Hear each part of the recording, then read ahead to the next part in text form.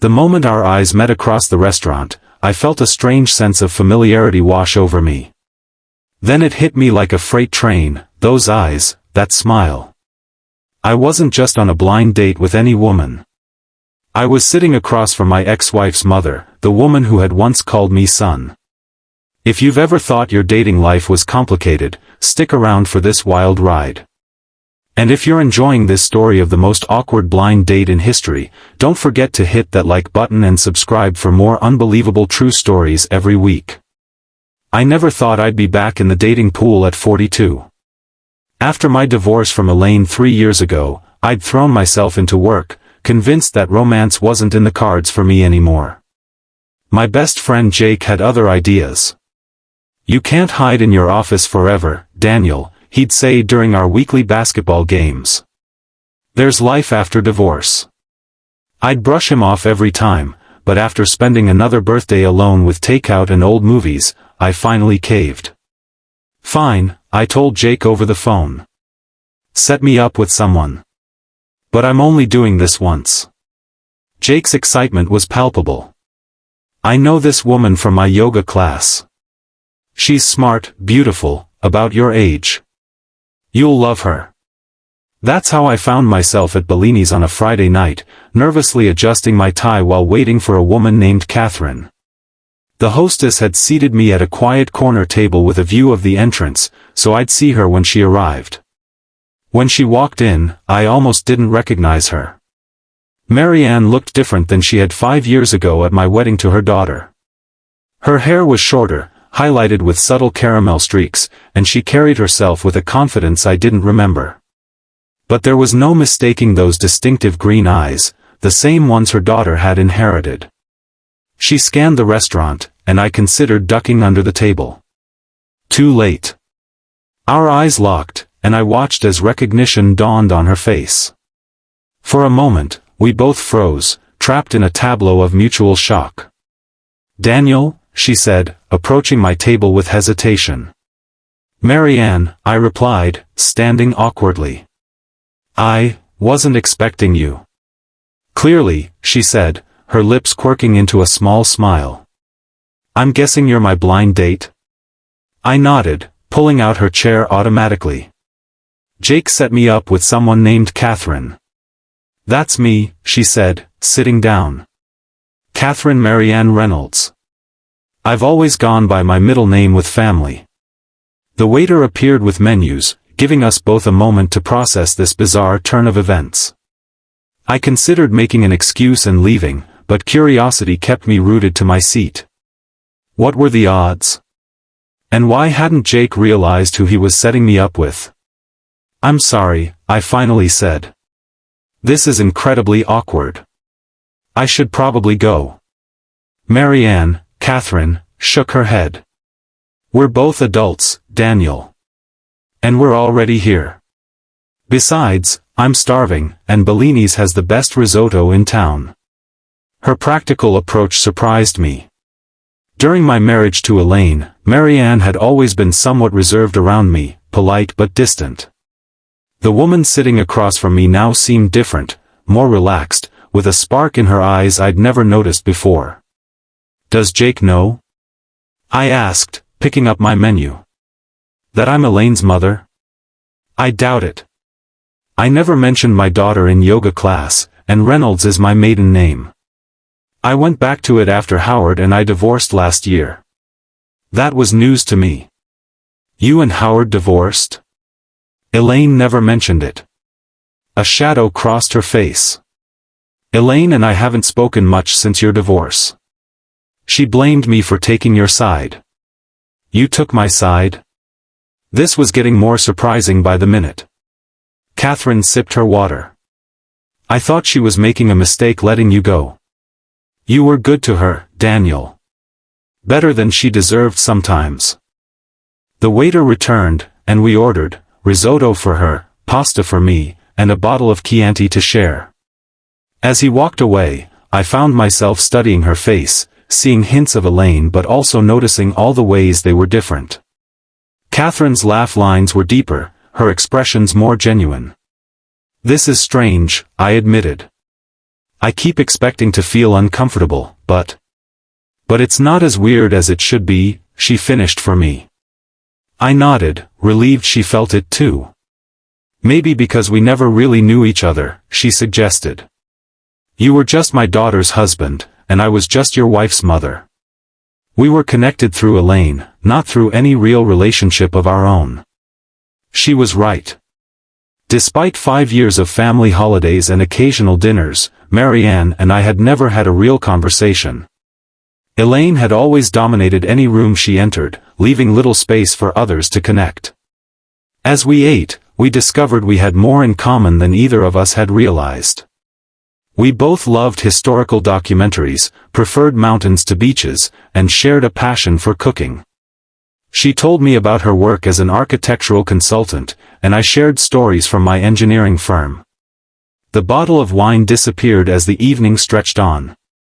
I can't believe Jake never realized the connection, I said as we finished dessert, a tiramisu we decided to split. Catherine laughed. Well, he's not exactly observant. Last week in yoga, he wore mismatched shoes and didn't notice until class was over. I found myself laughing more than I had in years. There was an ease between us that I couldn't explain. It should have been uncomfortable sitting across from the mother of the woman who had broken my heart, but instead, it felt like I was finally seeing Catherine clearly for the first time. As we walked to the parking lot, an awkward silence fell between us. The evening had been surprisingly enjoyable, but the reality of our connection couldn't be ignored. I had a nice time, she said, stopping beside her car. But I think we both know this can't go anywhere. I nodded, feeling a strange disappointment. It would be too complicated. Exactly. She smiled sadly. Good night, Daniel. I watched her drive away, wondering why I felt so reluctant to let the evening end. The next morning, Jake called, eager for details. So? How was it? Did you hit it off? I hesitated. Jake, do you know who Catherine is? A smart, beautiful yoga enthusiast who's perfect for you? She's my ex-wife's mother. The silence on the other end was deafening, followed by a string of colorful expletives. Are you serious? Marianne is Catherine? How did I not make that connection? Apparently, she goes by Catherine everywhere except with family. Well, that's unfortunate, Jake said finally. I guess that's the end of that, huh? I should have agreed immediately. Instead, I found myself saying, we actually had a good time. Daniel, Jake's voice turned serious. You can't date your ex-mother-in-law. That's like, against the laws of the universe or something. He was right, of course. It was absurd to even consider. Yet I couldn't stop thinking about our dinner, about how easy conversation had flowed, how her eyes crinkled when she laughed. A week passed, and I threw myself into work, trying to forget about Catherine.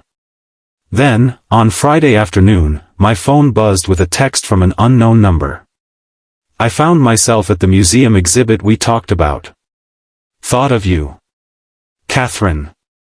I stared at the message, surprised by how my heart raced. Before I could overthink it, I replied, how was it?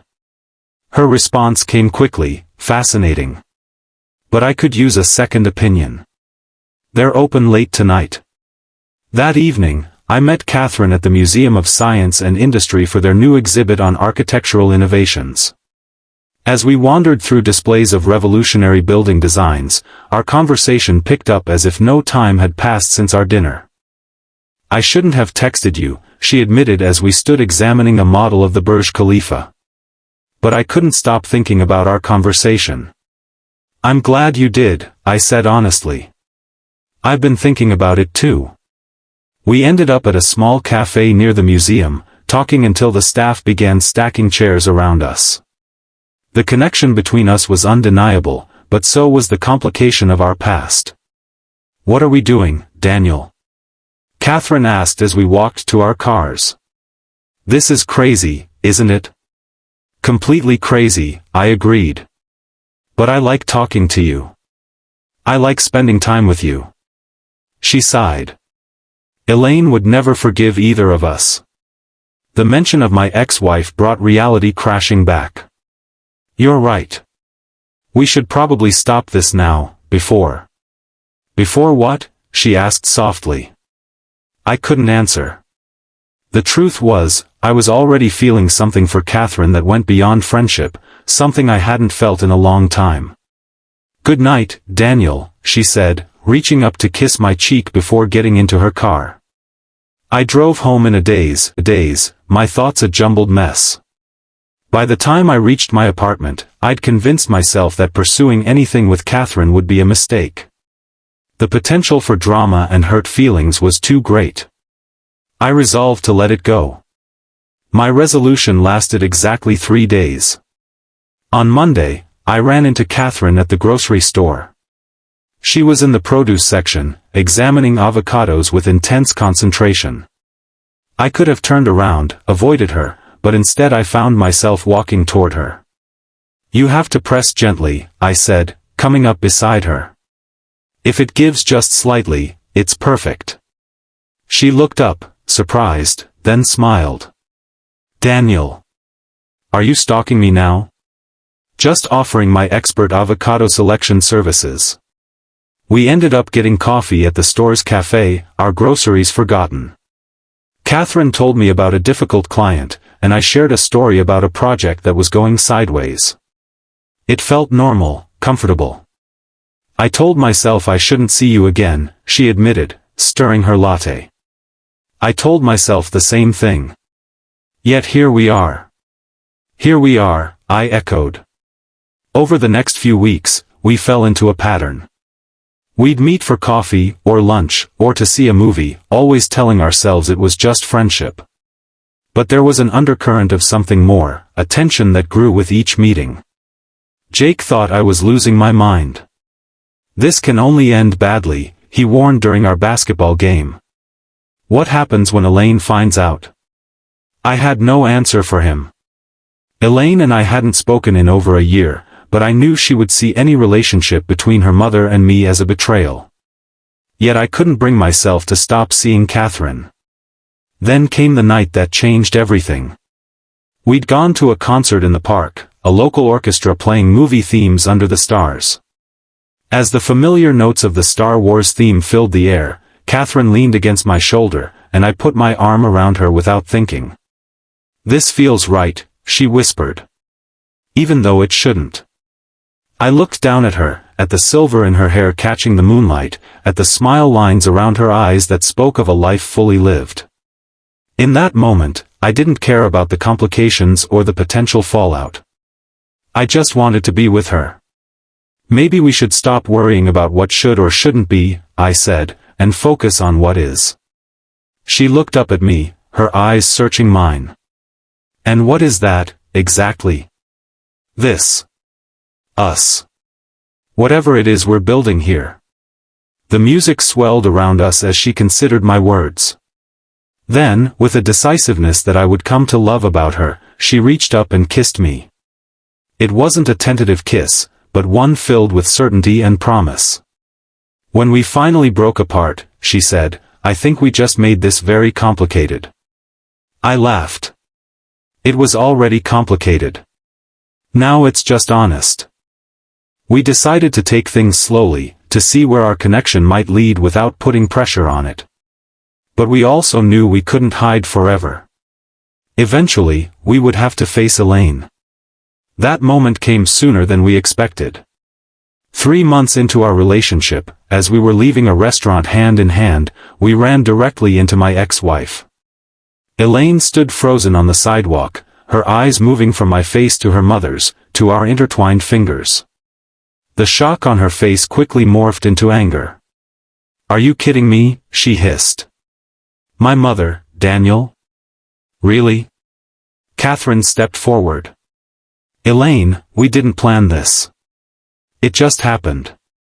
Nothing just happens, Elaine snapped. How long has this been going on? Were you seeing him while we were still married? Of course not, I said, offended by the suggestion. We reconnected months after the divorce. Elaine laughed bitterly. Reconnected? Is that what you're calling it? She turned to her mother. I can't believe you would do this to me. This isn't about you, Catherine said quietly. For once in your life, Elaine, this isn't about you. The words hung in the air between them, heavy with years of unspoken tension. Elaine's face flushed, and for a moment, I thought she might slap her mother. Instead, she turned on her heel and walked away. Catherine watched her go, her expression a mixture of sadness and resolve. That could have gone better, she said finally. I put my arm around her shoulders. Are you okay? She nodded slowly. I knew she wouldn't take it well. But I also know my daughter. She'll be angry for a while, then she'll start to think about it. Eventually, she'll come around. Are you sure about that? Catherine smiled sadly. No. But I hope so.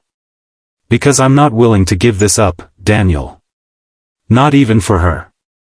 Her words warmed me, but I couldn't help worrying about the rift we'd created. Elaine and I might have had our problems, but I never wanted to be the cause of estrangement between mother and daughter. The following weeks were difficult. Elaine called Catherine repeatedly, alternating between angry tirades and tearful accusations. She sent me scathing texts, reminding me of every mistake I'd made during our marriage. It was exhausting and painful for both of us. Maybe we should take a step back, I suggested one night as Catherine hung up from another difficult call with Elaine. Give her some time to adjust. Catherine shook her head firmly. No. That's what I've always done, put my life on hold to accommodate Elaine's feelings. Not this time. She took my hands in hers. I'm 60 years old, Daniel. I've spent most of my life trying to make other people happy. Now it's my turn. Her determination strengthened my own resolve. We continued seeing each other, building our relationship day by day, despite the cloud of Elaine's disapproval. 6 months after our confrontation on the sidewalk, Catherine received a text from Elaine asking to meet for coffee. She went alone, returning 2 hours later with red-rimmed eyes but a cautious smile. She's still not happy about us, Catherine told me. But she's trying to understand. She asked a lot of questions about how we got together, about what we see in each other. And what did you tell her? I asked. Catherine's smile widened. I told her the truth. That you make me happier than I've been in years. That with you, I feel seen in a way I never have before. It wasn't an immediate reconciliation, but it was a start. Over the next few months, Elaine gradually began to accept our relationship. There were still awkward moments and occasional flare-ups, but the raw anger had subsided. A year after our blind date, Catherine and I moved in together. We bought a small house with a garden where she could grow herbs and I could build the workshop I'd always wanted. It wasn't the life either of us had planned, but it was the one we'd chosen together. On our first anniversary, we hosted a dinner party. Jake was there with his new girlfriend, some friends from Catherine's work, and, to everyone's surprise, Elaine. She arrived with a bottle of wine and a stiff smile. Don't make a big deal of this, she warned as I took her coat. I'm still getting used to it. But as the evening progressed, I watched her relax, laughing at Jake's jokes and helping Catherine serve dessert. When she caught me watching her, she gave me a small nod, not forgiveness exactly, but acceptance. Later, as Catherine and I cleaned up after our guests had left, she said, you know, if someone had told me 2 years ago that I'd be living with my daughter's ex-husband and happier than I've ever been, I would have thought they were crazy. I pulled her into my arms. Life has a funny way of surprising us. She rested her head against my chest. Do you ever regret it? All the complications, the drama with Elaine? Not for a second, I said honestly. Some things are worth the complications. I apologize for not completing the story. Here's the conclusion. Looking back now, I'm amazed at the journey that brought us here. A blind date that should have been a disaster became the beginning of the most authentic relationship I've ever known. Catherine and I found each other at a time when neither of us was looking for love, when we both thought that chapter of our lives was closed. 2 years after that fateful blind date, I asked Catherine to marry me. We had a small ceremony in our backyard, with Jake as my best man and, in a turn of events I never could have predicted, Elaine as her mother's maid of honor. It wasn't perfect, family gatherings still have their moments of tension, but it was real. Life doesn't always follow the path we expect. Sometimes it takes us on detours that seem like mistakes at first glance. But those unexpected turns can lead to the most beautiful destinations. Catherine and I found love in the most unlikely place, proving that it's never too late for a second chance at happiness. If you enjoyed this story of unexpected love and second chances, please hit that like button and subscribe to our channel for more stories that remind us that life's greatest surprises often come when we least expect them. Sometimes the wrong turn leads exactly where you're meant to be.